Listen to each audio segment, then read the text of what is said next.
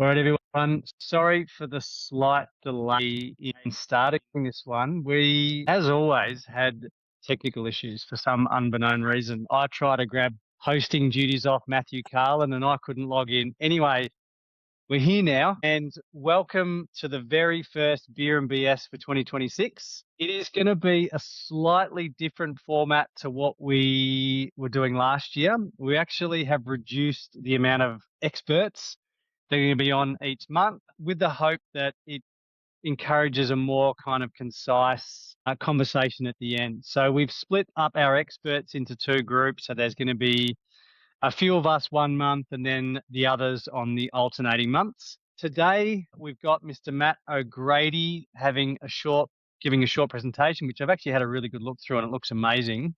So for any of you young, budding, high-performance builders out there, this is an incredible reference point for you to look at for all your projects moving forward. There's some really great standard details in here and certainly things that we have also implemented with some success at Sanctum Homes. So today we're joined by Mr. Cameron Munro. I'm pointing to him up there because he's there in my screen. We've obviously got Dylan from Allwyn Construction, who did an excellent presentation late last year. And I am going to handball over to Mr. Matt O'Grady because he is going to be taking the reins on this one. Now, we're hoping that we're also going to be joined by Michael Laubscher from Laubscher Workshop because he's going to help contribute today too. So, Matty, over to you, mate. Yeah, thanks, Hamish. Yeah, as you guys heard, I'm Matt O'Grady. At the minute, now I am the General Manager of Passive House Construction Products here in Tassie. My building career has taken all sorts of facets. I've started off as apprentice, subcontracting, had my own building company for 6 years, went into a bigger company as a project manager, tried to do as much learning as I could in high performance. When I first started taking on that performance realm, it was when I was running my business. And the hurdle, especially back then, was massive. Like, there wasn't really the resources that we have now. But what I wanted to do today is I wanted to sort of my learnings and the things I've picked up from my peers and mentors through high performance construction and sort of put it in a space where we can, discuss it and thrash it out. A lot of the stuff in this presentation is like basic, and there's some stuff that we can go on to being more complex, but I think it's just about getting the fundamentals in high performance construction, because when you hear high performance construction, a lot of people shudder as technical, difficult, why, how come? And I think really it is quite simple. Practically, it's quite simple. It's just once you've figured it out, then it's simple. It's just figuring out's the hard thing. So yeah, let's get into it. If I can get on to the next slide. So this is kind of the plan. Like, no good project happens successfully without a plan. So you kind of got to figure out where you are to start with and then figure out where you want to be at the end. And I think these are if you break it down into 4 steps, this is like the 4 fundamentals of high performance construction. So you'll see the first one there being design. This is where 90% of high performance construction should happen, is in the design stage. So this is where ideas meet budget and performance. So I think if you can manage budget and performance, you're a long way. That'll set some parameters for your design, and then your design can go from there. Optimisation, you'll also notice that happens in pre-construction. That's where you can optimize your material, the processes, and the design elements that we're working with. And then this is sort of where I've spent most of my time, is standardising. So figuring out details, you can guarantee the first time you do the detail, it's going to be the hardest way possible. And then you simplify and simplify and simplify. But I think there's also, you need to review those details and then document those details so they're repeatable. And then with high performance construction, and any construction really, you need to be able to verify what you've done. We don't have to do any sort of verification in Australian construction, but if you don't verify what you have done, how do you know what you have done in the end? So, yeah, go on the next one. So this is the design team. This is where I've actually found a real passion for building, is in those early stages when you're working with your designers and your consultants, your clients, and as the builder. So the designer at this stage, he's the lead. He's the one sort of wrangling all the cats, trying to get everyone together and, really trying to optimize what the client wants for the orientation of the building, the performance goals, the views if the block's got some, and bring those ideas to life. One that seems to be forgotten in a lot of conversations is the client. I think, the client, they're the most important person in this three-person relationship, because it's their money, it's their ideas, it's their house, it's their investments. That comes with a great deal of respect. And then the builder, a lot of when I first started doing this, I'm the builder, I'm the boss. Really at this stage, you're the value adder. So this is where you can bring your expertise to simplify tricky details, keep a check on budget, and build a trusted relationship with both the designer and the clients. Michael, do you have anything you'd like to add to this process? You see this more than I do nowadays. So what's your sort of thoughts on this? Amish, you pride yourself on this sort of segment of building. So what's your experiences and things you've picked up on? It's really interesting reading through this presentation before we jumped on today. It's really nice looking at it through someone else's eyes as well, but also almost seeing it play out almost exactly how we do it. We like to say in this particular scenario that the project is king or queen or whatever you want to call it. And saying that the client, the design team, and the consultants and the builder are all kind of contributing to the success of that. What you're saying is kind of almost the roundabout the same thing. But what I will add to this, I think as builders during this phase, we're looking at the cost to the build. Actually, how much is it going to cost to build it? But also the cost of performance. So unless we understand that people don't have endless amounts of money and that, everyone has their budget, but they also have their desired performance requirements. So in our eyes, it's really trying to find that sort of perfect Venn diagram where the amount of money and the level of performance kind of meet. And sometimes that changes and shifts as the project goes through pre-construction. I think everyone has a really valuable place to play in pre-con. And, Cameron Munro's in the chat today as well. And he has just as much input and just as much impact on the project as the builder or the designer, in my opinion, because he's the ones modeling it and he's the ones telling us how we can optimize the home. So that's sort of my take on it. But what you've written here, I think, kind of rings true to what we're doing. Yeah, and in the space that I'm working in the minute, sometimes I get a lot of set of plans that come to me where the performance has been decided on once the slab's down, or we've got a 1 degree pitch roof. I heard that they leak. What are we going to do about it? So really, it's that lead in design where we can sort of optimize, and it's a lot more expensive to add a flat roof system to a house that hasn't been designed for it than it is to design it and do it. So that's where a builder in the high performance space can really add value to that. We have a bit of a mantra, sorry to jump in for a sec, is that we have a mantra that performance is not a bolt-on. Performance is designed in at the beginning. You can't just bolt on passive house and hope that it works and hope that you're going to build it to budget. It's almost impossible. I know I'm not meant to be part of this conversation, but I'm trying to work with Michael. But is it better with the project if you're at slab stage and then introducing high performance at that stage? Is that better than nothing? It's better than nothing. It's the long way. It depends when you learn about this sort of stuff. If you learn about it at slab stage, it's better than learning it at ridge cap stage. But it's if you can get it on some drawings and do some costing around it, that it stops with the nasty surprises. Yeah, I've had phone calls with owner builders that are sort of midway through projects, trying to add on these details, and it's a really tough conversation because it's like you've kind of already made some bad decisions. So I think you bang on, Mogs, is to having that plan and this design team and making sure the design team is kind of ticking the boxes as far as the client's goals. If the client wants to build a passive house, but they've got a builder who doesn't want to build a passive house, there's going to be a lot more friction in this kind of early process. So finding the right consultants and builder, it just really takes the friction out and lets the client kind of achieve their goals so much easier. For sure. And I think, these pack processes are, all the rage, and they are a good thing, but it's making sure that you're getting value for those things. So as your part in that team, to be able to contribute completely to that team, that's a big thing. We'll go on to the next one. So this is where Log, sorry, before you jump,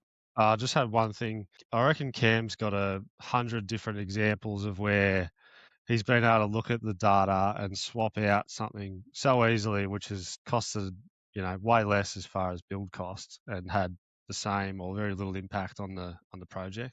Cam, any examples you've? Yeah, I can think of a wall bottom plate detail that I know a builder was using a lot of, where they were running the XPS up the inside face of the bottom plate to reduce the thermal bridge, which makes intuitive sense and it works. It does reduce the thermal bridge, but it reduces it to such an infinitesimally small amount that it's just not worth doing. So in that sort of example, you can take your intuitive, what you think sounds like a really good idea, aren't I clever, I've done some really cool detail, but you probably don't, you've got bigger fish to fry. And if you can identify those early, then you simplify the build and you cut out some cost. Cam knows which fish to. Runs a good chippy shop. So yeah, there's a later on we'll touch on where like a place to optimize as well. I think that's a great point. So there's the standard details that you would see in, what we'd call code build construction, and then there's your high performance details. This is one spot where I hope Michael is in. Looks like he's back in now.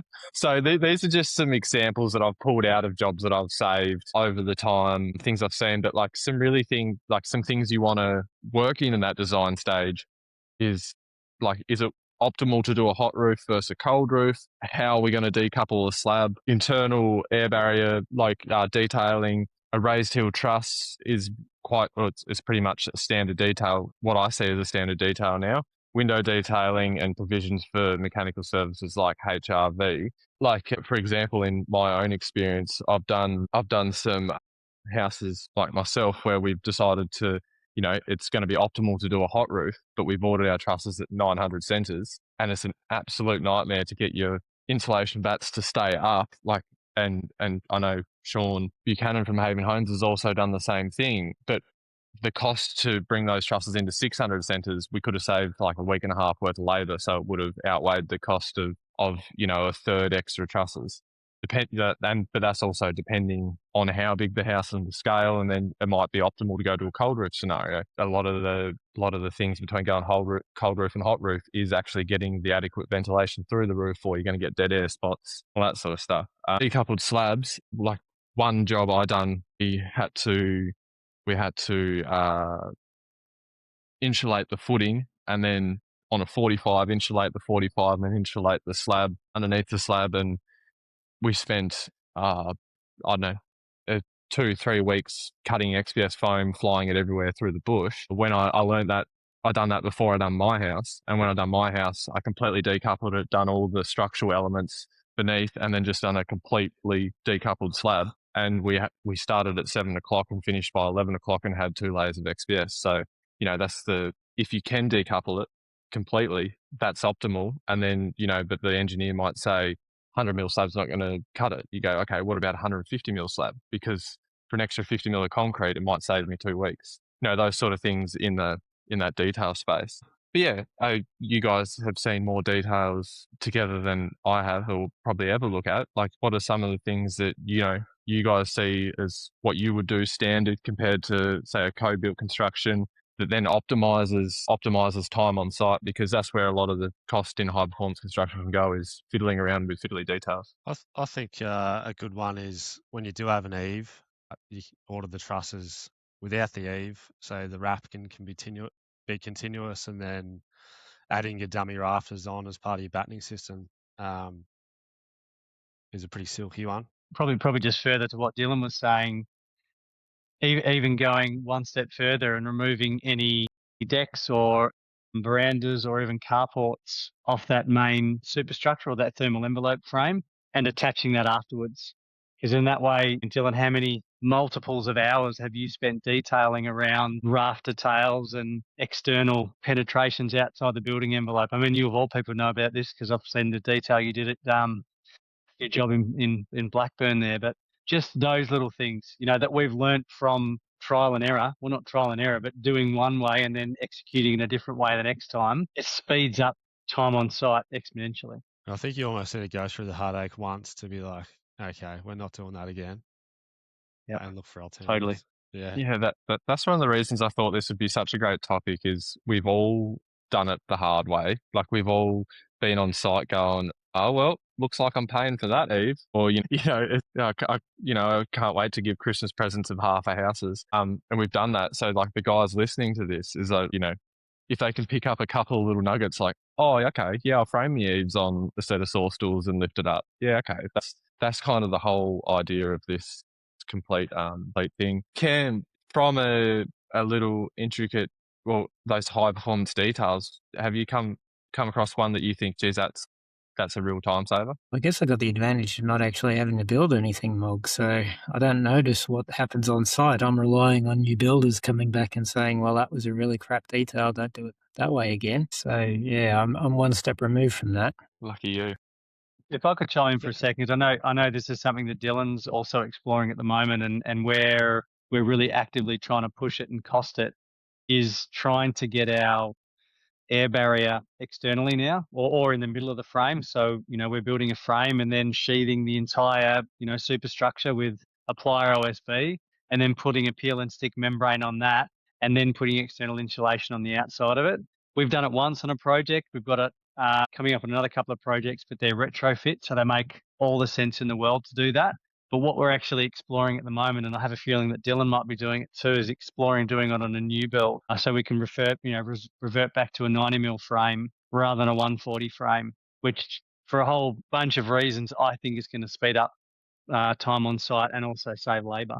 You got something to add to that, Dylan? I know you've been looking into that. Yeah, I mean, there's a few products that I'd love to get working, but I haven't solved that puzzle just yet. Like there is a product, like it's an external cork cladding, which is also an insulating product. But yeah, it's probably too early to sing any successes. We're still very early in trying to solve those problems. But I mean, even the wood fiber, like it would be so great if that was code marked in Australia as a cladding and it could just be rendered. The fact that you can only use it as a sheathing board and then you've got to add cladding on top of it just because of this code mark situation, wherever else in the world you can use it as a rendered finish.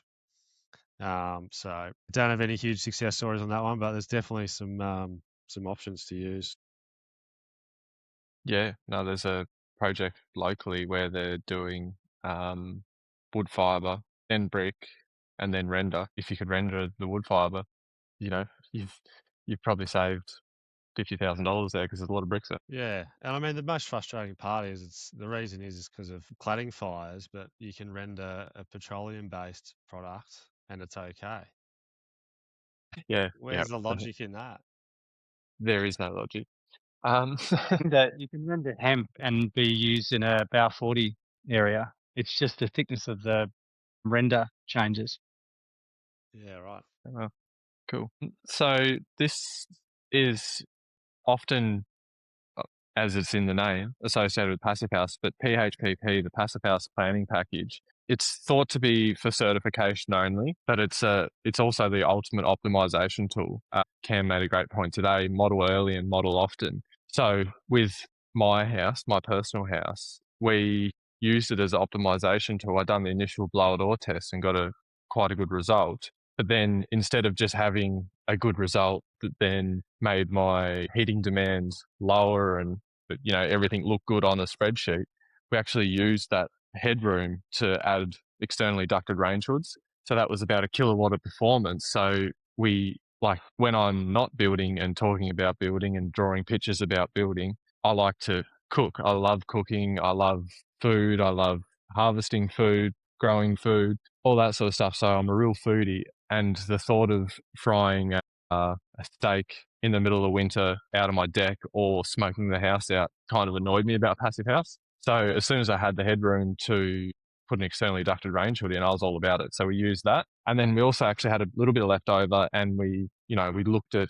do we need surface cavity insulation? And I actually didn't need it. But after talking to Cam Munro at Passive House conference, he did make the point. He said, your walls are only off once. And I was, there's only going to be a saving of $1,800. So I was like, okay, well, my walls are off once. So we knew we had that room, but then we decided that the benefits outweighed, the consequences of doing it. So yeah, that's a couple of things that I noticed in my house. But yeah, I think this is where, Cam really comes into his own. But yeah, I think it's a great optimization tool to really get the most bang for your buck out of buildings. And yeah, I've heard stories of you guys like figuring out you don't have to do things in Passive House to get certification, or if you're aiming for high performance. You guys have some experiences with that? Yeah, I was just about to say we often use it on the flip side of what you were saying, and that is like try and optimize down to a point that we're comfortable with whatever the numbers might be. You know, if we're going for a certified classic home, you want to try and keep it in the low 14s. But if it's creeping up any higher than that, then you are looking at those service cavities. But you know, if we're smashing it out of the park and budgets are concerned, then we're looking at everything. We're looking at XPS slab thickness. We're looking at service cavities. We're looking at glazing. We're looking at all of it because let's face it, buildings eye-wateringly expensive at the moment. But our clients or everyone that is coming to us, and I'm sure Dylan, you're the same too, want a high performance or a passive house. You know, we're working extra hard to try and balance the two, cost and performance. So, I mean, that's where PHPP really shines because you can run all these models well before you get to site. So it's such a powerful tool. Sorry, Mark, you mentioned, did you say you saved 1 kilowatt by changing to a... No, I had more than 1 kilowatt of headroom in my, and then that it costs to do it externally ducted range with a makeup air system. It costs around about 1 kilowatt. So I spent Gotcha. it on the makeup air system. Yeah, gotcha. Okay. Yeah, I see this modelling log as a what-if analysis. You know, what if I triple glaze? What if I make that XPS under the slab 100 mil instead of 50 mil? What if I insulate the surfaces cavity?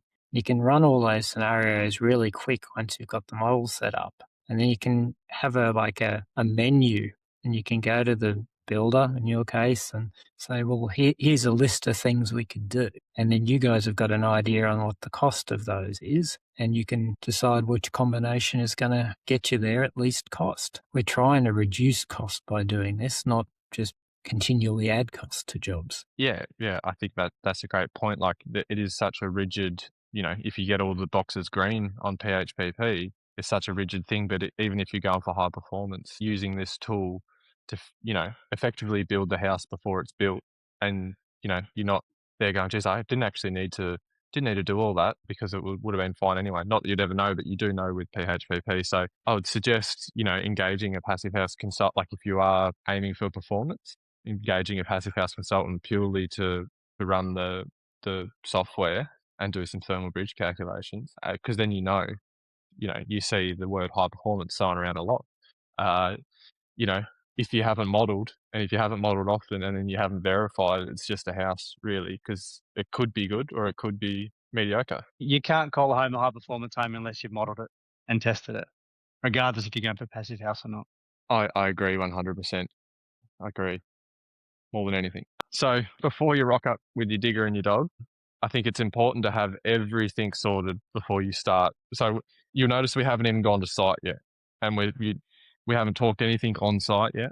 But what I've seen more often than not is not everything has been finalised. A lot of the performance stuff hasn't been finalised. Whether if you are going for certification, it hasn't come back with the green tick from the certifier. Selections aren't done. It's just something I've noticed in building over the last 5 years is rush to get to site.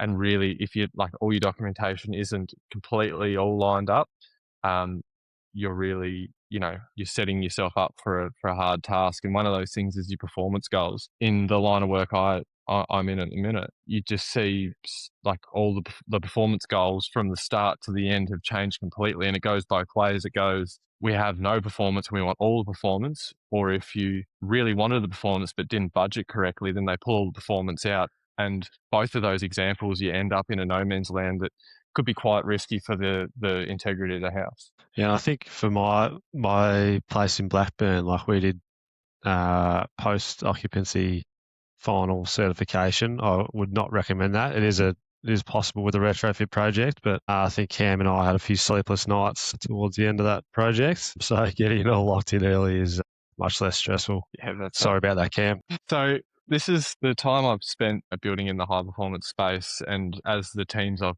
worked with have got bigger, I've sort of come to realize that your on-site team isn't just the, builder and his 3 carpenters. It's a reflection of your sub-trades, a reflection of your management and of your team as a whole. Like you think about, if you've got 1 or 2 Sparkies that you use completely, they reflect on you completely. Like, for example, like my plumbers and Sparkies that I've used religiously for the last, 3 or 4 years, they know now that I've got 20 mil grommets in the container, and they, as soon as they rock up, they go grab a packet of them and they put all their grommets on, but leave them untaped, and then we'll go through later on and tape them on. Like just those little things in performance. And then when I was first talking to electricians about surface cavity battens and internal linings, you could see them pulling their hair out, but they come back and do the first one and they go, "Oh, that was actually really easy. I just tucked the cables behind the batten and you already had a block there for my GPO, and all of a sudden I don't have to do all the sweeping. I've just got to manage the trimmings from my cables, and it was fine." And the plumbers, because you now have generally a drop ceiling, once they bring their main water in line, they can run all their water through the ceiling and then they just drop down wherever they need to. They're doing a lot less drilling through walls, and you actually you'll see like their costs come down as well, because they're in and out to their rough in a lot quicker, and then by the time it comes back to fit off, it's a normal house. Yeah, that's and you'll sort of see like that's a very quick, that picture there is a very quick, like I didn't even spend much time, but you can see the amount of people involved. It wouldn't take much for 60 people to be involved in a house, and managing those people and making sure they reflect well on your site, I think is a big part of success in high performance construction. One thing I really like about that family tree is how flat that top level management line is, because that's how it should be. Principal, contractor, designer, or the design team and the client are all on that same level. Yeah, I've done that because that's the projects I've been involved in where that is the line have been such a success. And when I've been on a lot of projects where the design has been chucked out once the CLC comes through, and you've got the client and the contractor, and then by the time there's a jagged line between the client and the contractor, and then you're putting pressure on trades, and the family ties get cut pretty quick. But if you can keep it harmonious at the top, I think it flows on throughout the whole team. So this is sort of a slide of my journey into the knowledge that I've have gained over the last 5 or 6 years. So when I started in high performance, I was on the phone to Justin, who I now work for. I was on the phone to Justin, scratching my head, looking at a set of trusses and going, how am I going to wrap this before I put the battens on? I just had no idea, but he gave me the time of day, which I'm extremely grateful for. But I think this is the sort of the circle of education that as a someone interested in high performance construction, I think you can take yourself on. So it's do some formal learning, whether that be a tradesperson course, Joe Stebrick thing, or you just sit down and learn something so you can get the base general knowledge of how heat moves through a wall and how moisture goes from one side to the other and cools down and where it condensates, and figure out what's actually happening inside a house. Like, I can't remember where I heard it actually, but one thing that I've heard and I like is you engage in building science just by rocking up. I think like people, even if you don't realize it, by making a temperature and humidity difference inside to outside, which that's what building a house is, you're engaging in building science. Figuring out what's going on there, and then from there, it's building in networks. I remember, it would have been a while ago, I just reached out to Hamish and we caught up. I was in Melbourne and we caught up on one of his sites and just had a real good chat. Like, we chatted about life and we chatted about building, and we started building a network. And then I went to the Passive House conferences, start building that network out. And, now I've got a great circle of mentors and peers that I can lean on, and I learn off them, and they ask me questions and we thrash stuff out. So, now I've got a really good network. And what I always try to do when I catch up with someone, whether it be Sean, who I see weekly, Justin, who I talk to daily, or Cam Munro, who I talk to maybe quarterly, I always try and ask a question. If I've got something if I've got the opportunity, I'm going to ask a question. And because you're always trying to find more learnings, and you're always researching, figuring stuff out. But then once you do have that knowledge, pass it on. So when someone comes to you and they're asking you a question, don't try and protect it like it's yours, because you got it from everyone else. So pass it on. Make sure you give people the time of day, because they're where you were 2 years ago. So pass that on, and keep that circle going, because I think together we'll succeed a lot quicker than individually.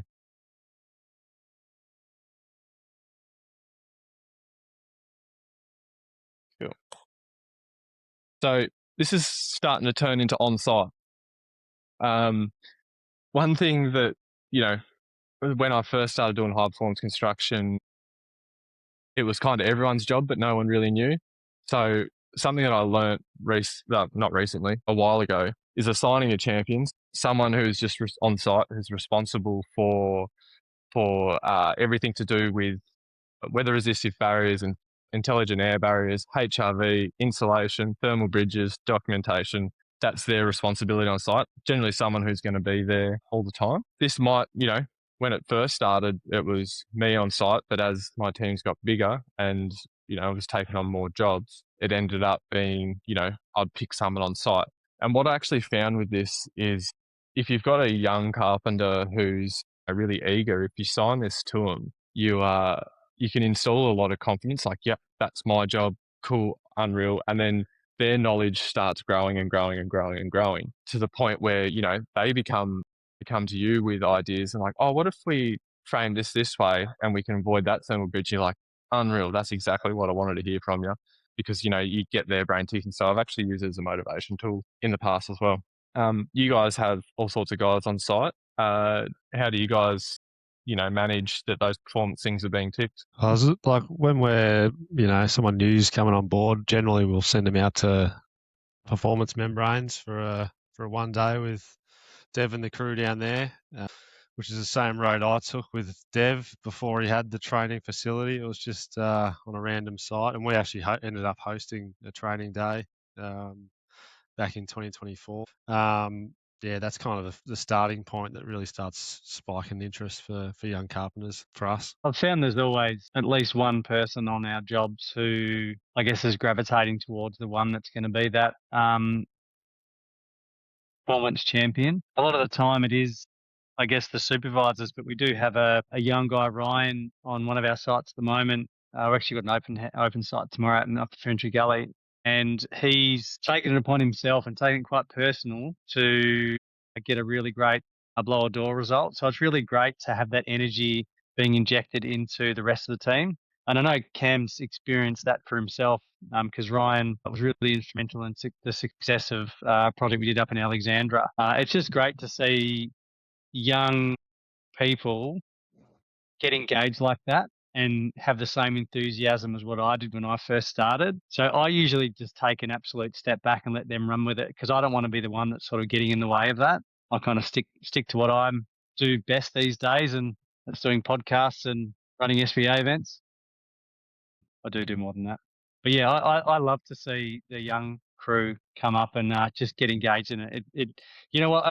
I have some pretty proud moments when it comes to stuff like that. Like going to site tomorrow. I haven't been on site for about a week or so, and I know that it's absolutely baller, and that's got everything to do with the people stepping up on site. It's really great to see. Yeah, no, that's awesome. And I think it's also important to point out that not everyone has to or will care. Like, as long as they know the things to do. But if you do have a young person coming on who is showing interest, just feed the fire. Just let them absolutely have it. Cool. So standardized stuff. So once something has been figured out, review it, document, and repeat it. So I remember for years and years, you'd always try something different or try and reinvent the wheel.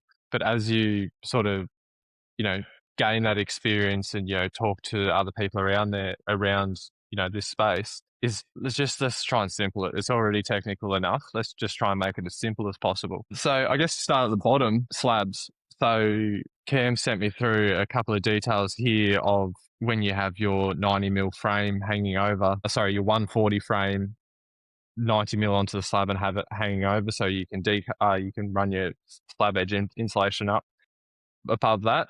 How I done my house, that's on the right there.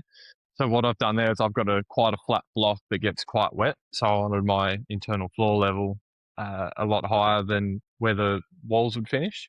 So it didn't look like it was out of the ground. It never will flood, but if it did, at least the ground's out of the water, the ground's off the ground. Well, that makes sense. The finished floor level is off the ground. So you'll see there that my frame actually goes down onto the blockwork, and then I've got 100 mil of XPS, 100 mil of XPS foam, and then I've got a internal slab on that as well. So the frame actually goes down past the top of the slab, and so then my wall insulation is touching my floor insulation. So I've got continuous insulation. I don't have a thermal bridge down at my bottom plate. It's achieving the exact same thing as you would with your slab edge insulation and your frame hanging over 50 mil. It's just a different way of going about it. So I guess Sam, you spend a lot of time in the realm of slabs and details and all that. What's some details that you see quite often that's sort of become standard detailing? Yeah, certainly the way per these drawings here, that's a pretty common detail now for an under-insulated slab that we would do, where we try and cantilever out or overhang the 140 wall, about 40 or 50 mil, and then run up the slab edge insulation to line up with it. And that makes a really big difference to the thermal performance of the building, because if you think about it, you've got a lot of linear meters around the perimeter of your slab. So a relatively small improvement in the thermal bridge in that detail multiplied by that long distance adds up to quite a lot. And so certainly if we're going to the effort of that 140 frame, I wouldn't then want to just stick it set back on the slab, because we've lost some of that benefit of that additional effort we've gone to with the 140. But that detail you've drawn there, that you did on your place, is perfectly good too, of course, because it's, as you say, it's getting the insulation under the slab lining up with the wall insulation. That's what we're trying to do. Yep. Yeah, exactly. What would you say is more important, slab edge or under slab insulation? I don't like it. I don't like sort of characterising it as an either or. Traditionally, everyone said slab edge insulation is the thing, but anywhere in a sort of a ACT, Southern Highlands of New South Wales, most of Victoria, all of Tassie climate, the ground is cold for most of the year. And so even if you do slab edge insulation, the slab is going to be cold in the winter. And the surface we touch most in our buildings is the slab, is the floor. And so if in the winter you're having to walk around with Ugg boots and thick socks and whatever, because the floor is cold, then you might feel cold. So just from a subjective comfort point of view, it's really important we increase the temperature of the slab, and you've got to do that through proper continuous insulation, so both under and up the edges. Let's make a comment about the overhang of that bottom plate for a sec. Don't do it with a 90 mil because it won't comply. You'll get picked up by your building surveyor pretty bloody quickly. We've always had our engineer actually specify that on their drawings, that it is okay to cantilever that over, just in case you get someone who doesn't know what you're doing come in and say what's going on there. You can refer back to the drawings. So make sure that it's a 140 stud before you start cantilevering over your 90 mil frame, 45 mil. And I think that comes back to the design stage, is the engineer is a part of that. And all these details have to be ran past the engineer. Like you could build a whole house out of fiberglass insulation, but it won't last a windstorm. Like there's a reason there's studs in the wall, and we need to make sure that's tick number one. Will the house stand up? And then we'll add performance around those criteria. With that, also, like, engineers do draw very typical details, but it is, and it may cost some money initially if you work with the same engineer consistently. But ask questions, run details, draw things, get calculations done to see if you can achieve stuff. Can you run packers underneath each stud to keep them off the water? Can you use a screw fixing connection instead of the strap? can you hang your plates over? How many bars do I actually need to tie into my decoupled slab? I've had multiple questions, different sites, yes. Some have had more bars than it's near worth, and then other ones have had no bars at all. So there's always questions to be had. And yeah, All of the jobs sorry, Mogs. All the jobs you're doing this on, like, is a polished slab sort of the desired finish? No,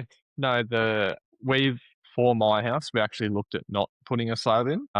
But the thermal mass was a big gain in the house, adding as that battery. So yeah, like I've got a timber floor down. Gotcha. Okay. I could have, I thought about doing a lightweight timber floor on my house, but like I said, the block is super wet and it's super flat. So I really, to get it up high enough where I would have been comfortable to, make sure there's enough airflow underneath. It would have been, poking out like a sore thumb. Yeah. Did you explore just over slab insulation with battens? No, I thought about it, and then I just thought, how about I get the concrete truck? So is where I got to on that one, because, I'm already building a passive house on the weekends. I thought, I'll pour a slab. I know I've got a 3 metre screw. Yeah. Is where I got to. Is on that that one. that's the go-to, like, even for future projects, or would you do over slab insulation for a timber floor if you had timber floor finish? Potentially. I guess, yeah, like you're talking slab first, insulation, chipboard, then your tongue groove flooring. Yeah, perfect. Yeah. That's could be a great option. I haven't done it myself, but yeah, I've seen it done, and it is a good result. But yeah. Are you doing any home of that sort of setup? Yeah, it's actually funny you say that. I was about to chime in and say that. We've got a project which we're starting in early April, where we originally costed it as an uncoupled slab and then tongue and groove flooring on top of the slab. And then we costed it as just a normal raft slab. And it's actually cheaper in this scenario. I'm not saying it rings true for every scenario, but in this scenario, there was quite a significant change just going from a normal class raft slab versus a uncoupled or decoupled slab. So yeah, we are about to do it now, and we're not even putting battens on the floor. We've got XPS with yellow tongue over the top, and then we're just fixing straight through the whole lot. We've passed it all with the engineer and had a chat with the flooring installer and supplier, and they're all okay with it. I don't have the appetite to do that same setup with a tiled floor on top of it. So we are going to, screed and insulate in those areas. Mog, there's a couple of questions in the chat here, which I'll just jump on. I know the answer to this, but I'll ask you.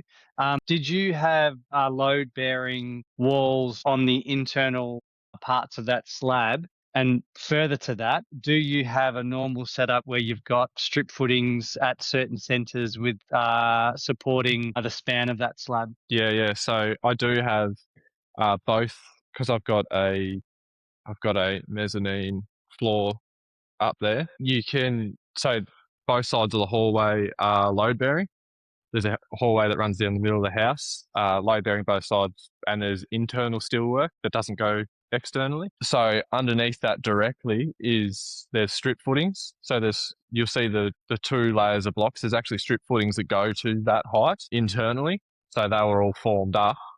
Then there was the strip footing 400 mil down, put all that, tied it all in, got done 2 courses of block work, and then filled it up with all compacted fill. And then from there, boxed off the Besser blocks and insulated the slab and poured the slab. So yes, there's the walls inside with, I don't know if you can see, I don't know how well that comes up, but yeah, you can see there's a post right there that goes up and holds the ridge beam.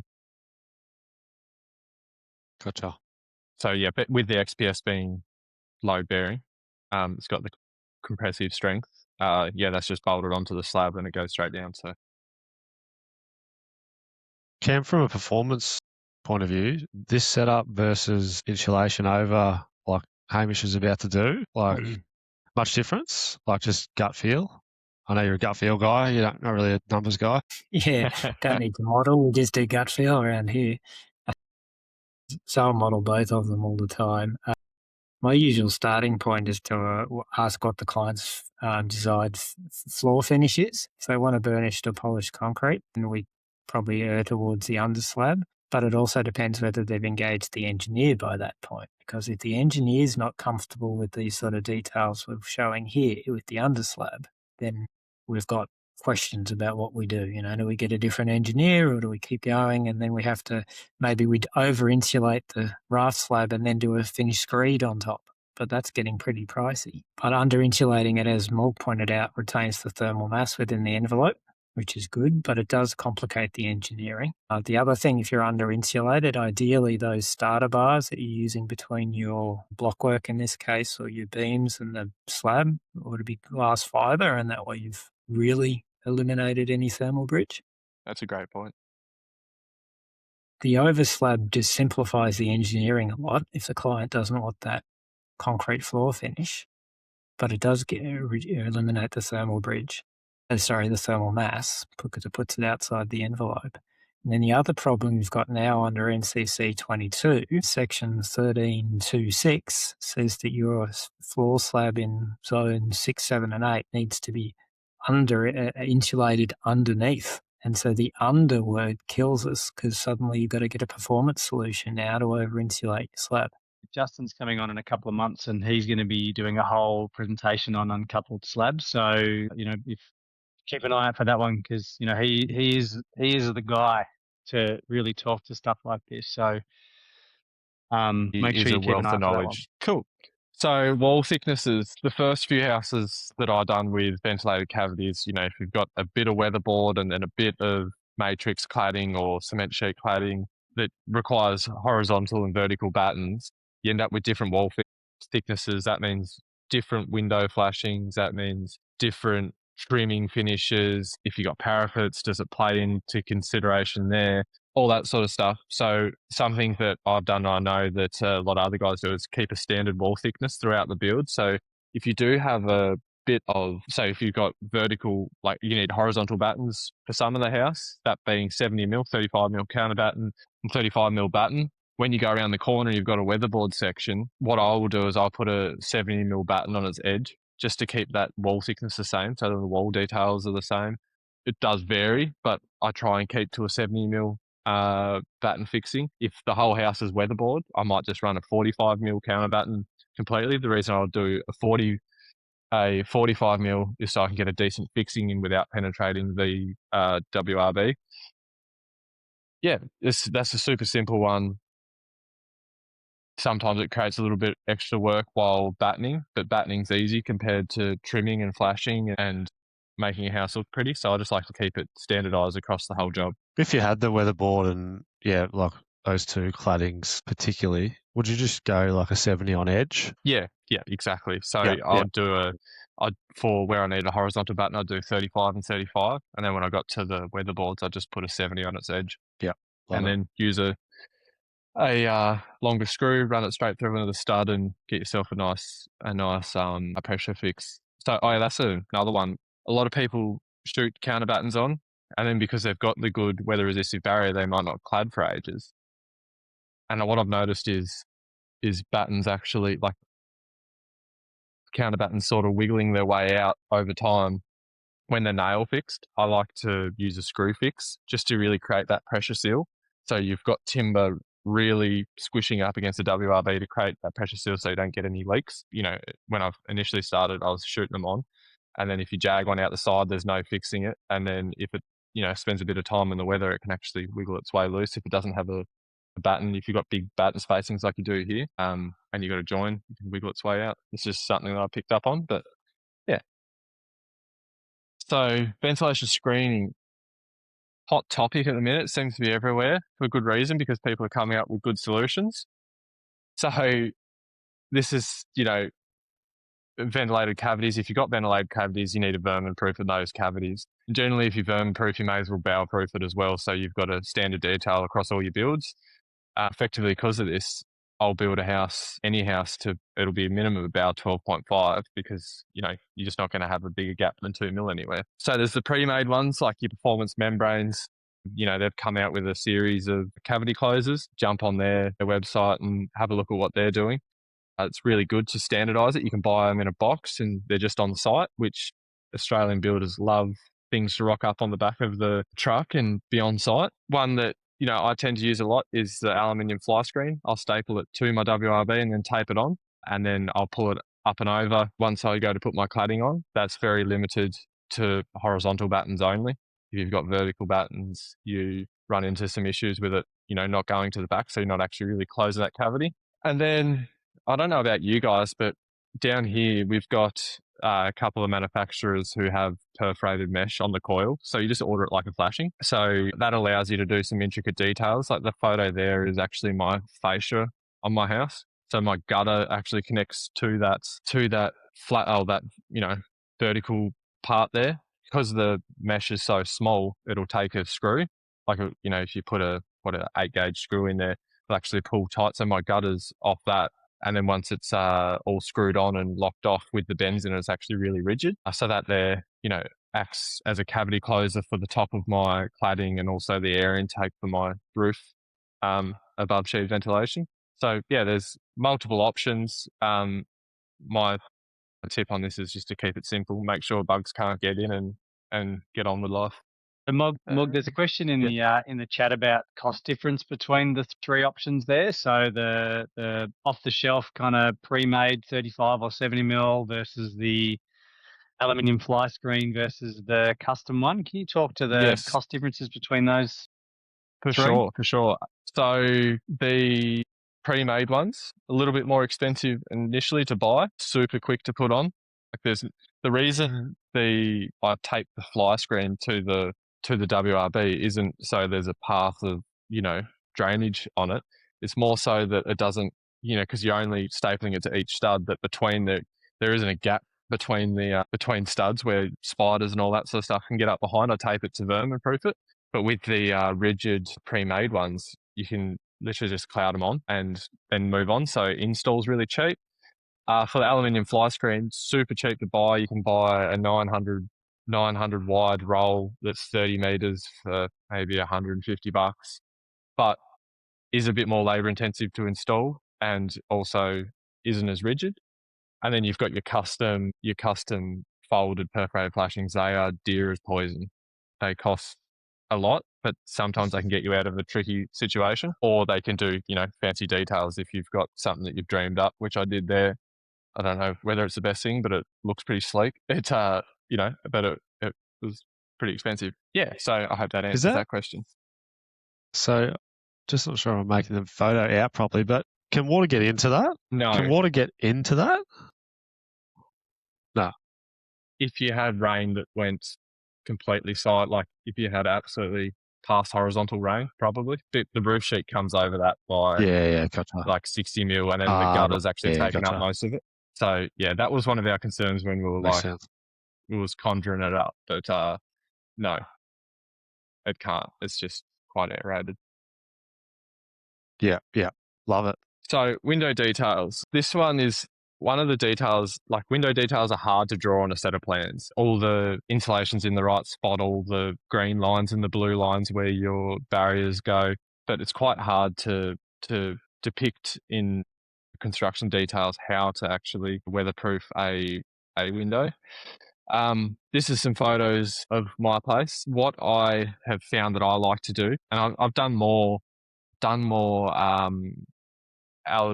timber alu-clad windows than I have UPVC windows. I think the UPVC windows with the fin on it is a great idea. Not all of them have it, so there's room for details there. But what I like to do with the timber alu-clad is I actually like to make the timber section flush with the outside of the frame. And what that allows you to do is actually slide a piece of flashing tape down behind the aluminium and onto the actual timber itself where it's got its drainage path, and tape all that in. We looked into PHPP originally where if it made difference whether the windows were central or to the outside. As long as it's in the thermal envelope, it didn't really make too much of a difference on this house anyway. I don't know if you're Cam, if having your window inside the thermal envelope to the back or to the outside is worth sort of playing around with. Usually it's not, but centre is best. Flush with the outside, second best, and push towards the inside is the worst of the three. Yeah. But it's marginal. On this house, we found that it didn't really make any difference to be honest. So we push it out because what I found, if it's in the center, you've then got to get your tape out and then up, and it's just, you've got to go many different ways. So you're sort of seeing that first photo that it's flush, and I've just used some Extora tape. So, I generally teach people how to do pig's ears with Contiga tape, and it does have its place, and I did use it on my doors. But on my windows, I was able to simplify it and use 60mm Extora tape, which, as soon as I've started a job, I buy a big box of 20 and it's on site. So I was able to install the windows, go around, install the windows, and then come through and just have a, quiet day with the earbuds in, taping windows. So I've sort of done it in that sequence. And then internally, there's, some people like to put their reveals on first and then install their windows. So their high performance windows sort of feel more like a standard construction detail. I like to actually connect in my window frames, I like to connect my WRB to my internal air barrier and tape that around. So that is a tight cassette. And then I'll actually install my windows from that and then tape to my my internal air barrier. So many different ways. Mine's maybe a bit more fastidious. I think the quickest way to do it would be install your reveals first and then tape your windows tape your Intello to your reveals. But yeah, I think there's a few ways to skin a cat there, but it's more of just a hard detail. It's one of those ones that you've really just got to do a couple of times and then figure out what suits you best. You guys have installed a lot of... It probably depends on the windows that you're using as well. It does, yeah. Yeah, you think you've got it all nutted out, and then you get even just from a different supplier, you go, my plan doesn't work. So yeah, I think that's also important at the start. If you're talking to a different window manufacturer, is ask for some photos of what they've done before or seen but done before. Framing. So this is probably the thing that we know the best as carpenters. We you grow up just chewing to get the PAS load out and start shooting studs together. We all know the California corner by now. If you don't, there's a photo of it on the left there. I think Cam's got a little surprise for us here. Something I picked up of is actually putting, because the thing with XPS foam is they say you can recycle it, but it takes a massive plant that I know we don't have in Tasmania. So it actually ends up in landfill. So I just can't bring myself to throw XPS away. So I've got bales of it, like big, 1 ton seed bags full of it. So I was trying to find places to use it. And I've always put my heads towards the outside of the house. So then the insulating contractors can come through and make sure that they insulate those things. I think I was talking to the guy, I was looking at a set of Maxa designs and they actually had XPS first and then you head to the back. So, and that actually makes a lot of sense, is to stop the thermal bridge, to let the thermal bridge never happen more so than to try and stop it. Would that make sense, Cam? Yeah, and also just keep your moisture-sensitive material warm, Mog. So in this case, if you put the timber on the inside, XPS on the outside, the timber's going to be warmer and therefore less likely to cop condensation. Yeah. So on the last few jobs I've done, I've put all the heads on the inside and then used offcuts from the decoupled slab, gone through and done all, insulated all my heads and then wrapped the house and, got on with life. And then it's not something you can forget if you do it at the start. Internal wall junctions. So we talk a lot about California corners, but internal wall junctions sort of suffer the same fate of not getting insulated. I've tried many things like ladder frames. They sound good in theory, but in practice, they are hard to insulate, hard to get a decent corner in where you can fix your plaster to. So I do the same thing there as well, that 90mm internal frame there, I just insulate that. And you'll sort of see in that last photo there that I've got a screw fixing there. So this is something I actually worked with the engineer on, is to come up with a solution to avoid those epoxy straps that go over down your stud on your internal wall junction, on your braced wall, and then onto the top plate. They just have never been a nice solution. And plus, if you're using an internal barrier, which we're not there, but if you're using an internal barrier, it's pretty much impossible to do and make airtight. So we came up with a solution using a Spax 8x140 screw, a 2 into the center. It gets the same, or it actually gets a lot more kilonewtons than the straps going over. And then we do the same, instead of gang plates on the corner, using one of those screws. So I'll use a 140 screw if it's a 90mm frame. And if it's a 140 frame, I'll use a 200 screw. And yeah, and then that sort of led us down the path of trying to figure out how we could screw everything and get rid of straps. Yeah, so if you can find a screw solution that your engineer is happy with, I think that's a big win as well. Plus, you think about how many nail plates have been cut in Australian construction when you're trying to plumb up a wall. So you put it on, put the ribbon plate on, then cut it so you can plumb it up, and it's not doing anything anyway. At least if you've got a screw fixing, you can back it out and put a packer in it, and they've still got the connection. Cool. I love the perfect framing nail spacing you've got there on those triple studs as well. That's just gorgeous. Measured that out, definitely. I don't think I probably, to be honest, I probably didn't even do it.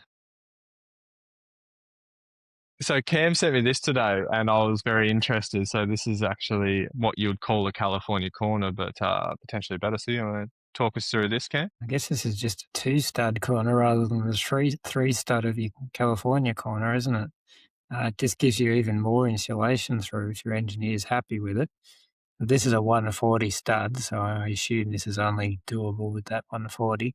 Because we've got an internal services cavity, so we can use those services battens to carry the corner of our plasterboard. You can see there on the left and the right as well, and then they just screw through the studs at the corner itself. So you just got those 2 studs, and that just makes it easier again to run at that little bit more insulation in there. Don't have to worry about squishing it in like your California corner. And again, it's just a marginal improvement in the thermal performance of that corner junction. That's a really good idea. That's a good idea because, when you do have the internal service cavity as well, people have started putting like 190s in. So it actually, once you've got that first 45 mil, then you can actually get to the batten with the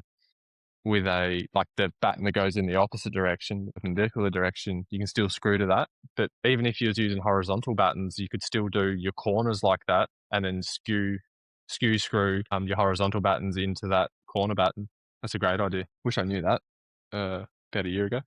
I was buggering around with corners trying to make them right. So with high performance construction, you've got your high performance parts. Typically, you're talking your HRV. We know, a lot of us know what HRV is. You're recovering the heat from inside the house, so pulling in some fresh air, using that heat to heat up that fresh air and expelling the stale air, also managing your humidity inside. I'm looking forward to when Drew does a presentation on HRV. I'm sure that'll be a good one. What you'll see there is, in the other slides, is actually my range hood ducting. So that's where the range hood will go. And then I've got 2 thermo boxes in there, so that's actually a little housing, and the black circles that you can't really make out on that screen is they're thermo boxes, so they're little flaps.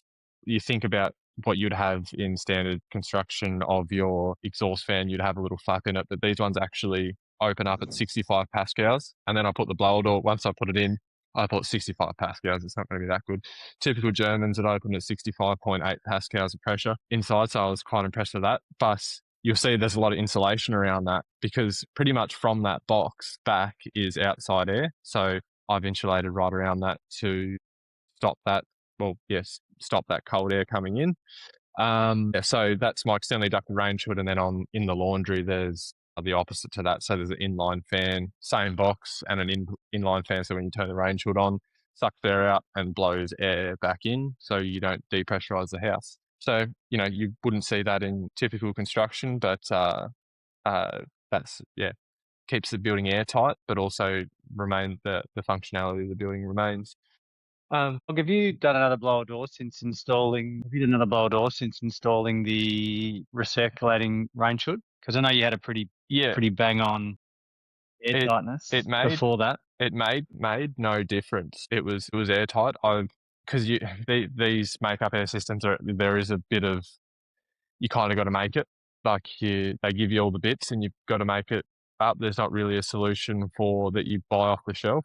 I was extremely fastidious with it. The only thing that changes is I can't test above 65 pascals. I'll have to test at 65 pascals, 60, 55, 50, and go down, because if I test above it, those flaps open. But yeah, that's about the only thing that changed. The result was very much similar. And Mog, you've got the thermobox on the makeup air duct too, haven't you? So that's what's providing the airtightness on both of those penetrations. Yes, yeah. So for this setup, there's 4 thermo boxes that there will allow enough air for the range hood. I think, what is the range hood rated at, like 120 litres per second or something like that. Yeah, so it gets enough air out and also makes the air up. When you turn the range hood on, that also turns the inline fan on, and just keeps that air circulating. Like where the energy hit is like with that fan that's in the laundry, you're effectively drawing in outside air, so it is cold air in winter or hot air, so be it. But you also use the range hood different. If I was just boiling a pot of pasta, I probably wouldn't turn it on because I'm just adding some humidity to the house and I've got a HRV point directly above it. But if I was frying a steak or doing a stir fry or something, I'd turn it on for a short period when I am turning on. We did have the discussion of just having the range hood on, like just the range hood section and not the makeup air section, and cracking the window. That's great for me for who knows how to, I know how the house operates. But, when my wife has twin babies hanging off her and she's trying to make some lunch, she might forget to crack the window, which, is fair enough, but also might not be able to open the doors. Cool. I guess, like you were saying there, Dil, with your, going to performance membranes, or this is literally what I do now, is teaching, how to install membranes. I think it's a great central point for a build. So if you have your membranes in sight and how you're going to frame really neat and make sure everything's really neat. And then you install your membranes really well, get it weather tight, get it airtight, and then that quality follows you through the build. So I think it's a great central point for the build. So I'd highly recommend seeing one of the Pro Climber partners around the country and doing some membrane training, and figuring out how to best do it, little details. Have a chat to the guys that are installing it. Yeah, like you've got your Climber Shaws, or you've got your Evan Grahams, you've got performance membranes, you've got guys all around the country. So I think definitely use those as a resource, and get those skills up on that, and it will follow through the whole job in high performance. Hey, Mog, just to not hijack for a second as well, but we, like a lot of the builders I know here in Victoria, have open houses all the time. As I said before, we've got one tomorrow. We're going to be running a blower door as well. I believe that there's still tickets available if you want to come to the 12:30 tour. But yeah, it's not just us. I know a bunch of the other high performance builders across Victoria, and I've even seen them in Tassie. I know Jesse Vella's got one up in his neck of the woods this weekend as well. So get along to those ones and see how other builders are doing it, because you can learn a lot from those days. Yeah, and that goes back to building your network. Like, just rock up there, rock up cold, even if you don't know anyone. Say I'm such and such and such and such, and just ask a question. If you ask a question, people will be more than happy to talk to you about it, especially at those things. And really, just engross yourself in those things, because it's all there in front of you. You can definitely learn a lot from that. Now we've finished on site. We've done all the things on site. Now we come to our commissioning and verification. So what you'll see there is, I've went through around with when I install my insulation, I'll go around with a thermal imaging camera and document all those photos. On that Fluke one, I can take a photo of it and then upload it to a PC, and I can actually run the mouse around, and it will tell me the temperature on those bits. Especially if you have insulating. Like, one thing that I like to do is I like to insulate it myself now, even though insulating sucks. At least I know it's right. But if you're using contractors, I definitely recommend verifying what they've done, and if it hasn't been done right, get it done properly. There is some great installers and there's some not so great installers, so you got to hold them accountable for the job they're doing. And then the image on the right there, that there is what a HRV commission looks like, balancing the points. So it's probably more often than not, what I see typically is, we also work in the HRV realm as well. What I see is they'll see HRV on a plan and then just get the Sparky they'll go to their local their local supplier and get whatever HRV, they'll bolt it in, and then at the end of the job, turn it on. I think it's important to point out that these things actually have to be commissioned. They've got flow rates. It needs to be designed for the house. and then make sure those flow rates are verified on site. You're sort of seeing that measurement one. The walk-in road was meant to be 20 cubic meters an hour, and it was down at 6.8, so it had to be balanced. Yeah. So, like I was talking about there before, blower door, the big red door of truth, I like to call it. So this is typically, you'll find if you do a blower door at the lockups just before pre-plaster, it doesn't usually change. So the great thing, like you'll see me there doing a blower door test, is I did have the luxury of having a blower door handy, so I could just pressurize the house and go around and fix all the little holes, and it got better than it needed to be.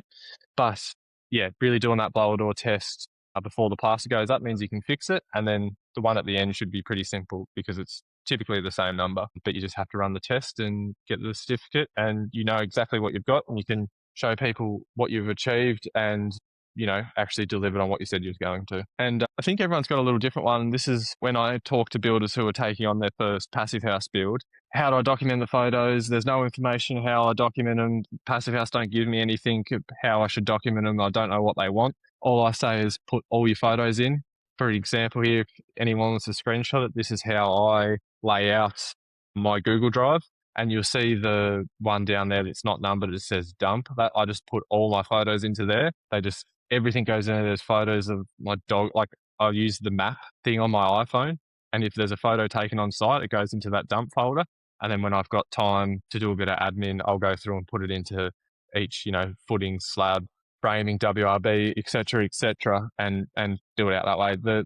The certifiers they know what they're looking for, but if you can just share them a Google Drive and they can find it in there, I've just got everything in there because I'm better off having everything than not anything. But you'll see some examples of photos I was taking there, wall thicknesses. Usually I'll take a photo up close with the measurement, and then the same area where I took that measurement, I'll take a photo further back so you can see what I'm working on. And yeah, it's actually quite a seamless process once you have some format in a Google Drive or something. You guys do a lot of certification on houses. How do you guys operate something similar, or? Yeah, we've got a Google Drive going. I think it's even important to do it on non-certified projects. Like, having just all of this to refer back to is so valuable. And looking at starting to do 3D scans on our projects as well at various stages. Yeah, I done one on this, and it was I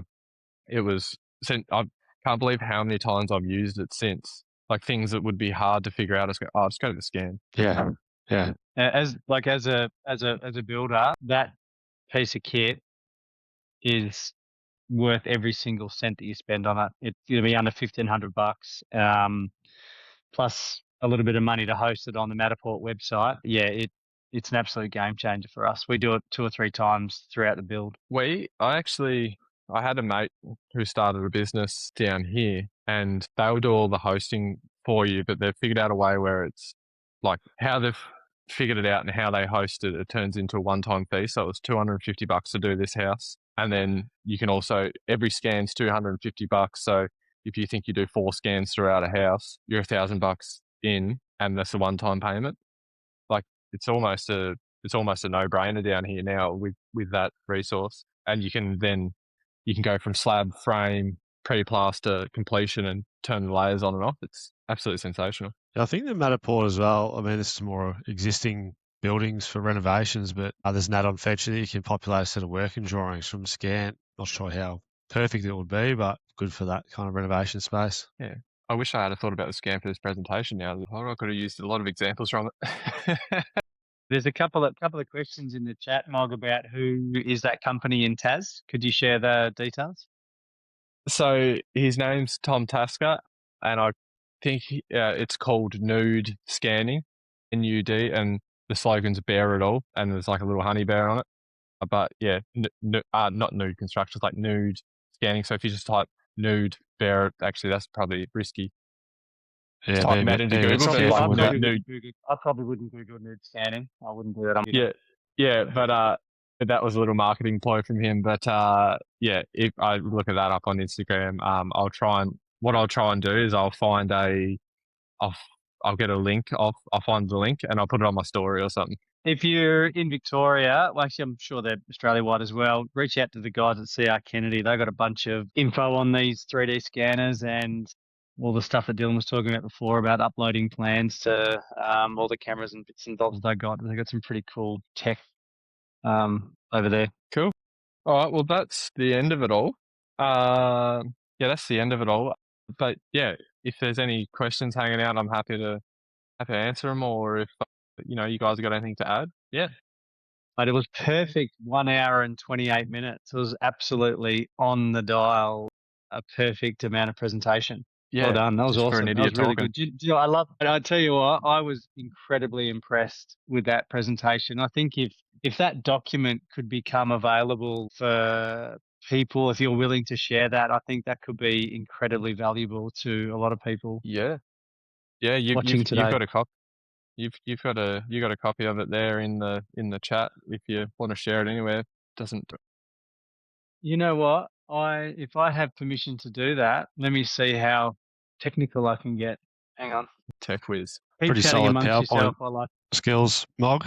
Very well done. Yeah, you know what it's like making a PowerPoint.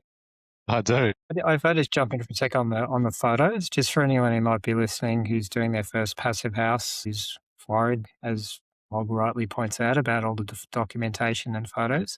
Your passive house consultant or the passive house designer is your point of liaison. So if you've got any questions or queries about what photos you need, ask them and they would be able to help you. There is PHI, the Passive House Institute, do have a spreadsheet with an example of all the photos. Personally, I'm not a fan of it, but that does exist. So your passive house consultant should be able to provide that to you. But there is that sort of, the consultant is dealing with the certifier on your behalf. So Yes. in a way, I'm sort of like the hierarchy is builder to consultant to certifier.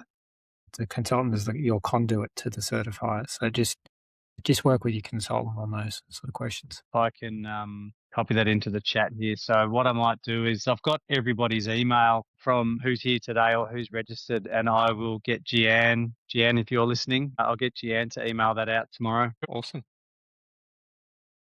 Cool. Well, if there's no other questions, we might wrap it up. Mog, thank you so much for that. That was awesome. Such amazing takeaways. I mean, I've even picked up on a few things. I know I saw Dylan taking a couple of photos as well of some of those external and internal framing details there, which I reckon we're going to start implementing. Next month, we have Matthew Carlin coming on to talk about a lot of the details in his home, which is probably going to be just as informative as what you're seeing here. I think Mog stepped up the PowerPoint presentation, so I'm incredibly keen to see what Matty comes up with. This is definitely with all. Just watch the episode. yeah, awesome. Spoiler. Cam, Dylan, and Mog, and Matty also, and I saw a little Noah there pop her head in there towards the end there, or at the beginning there too. Thanks for everyone joining us, and look forward to the next one. Ciao. See you guys.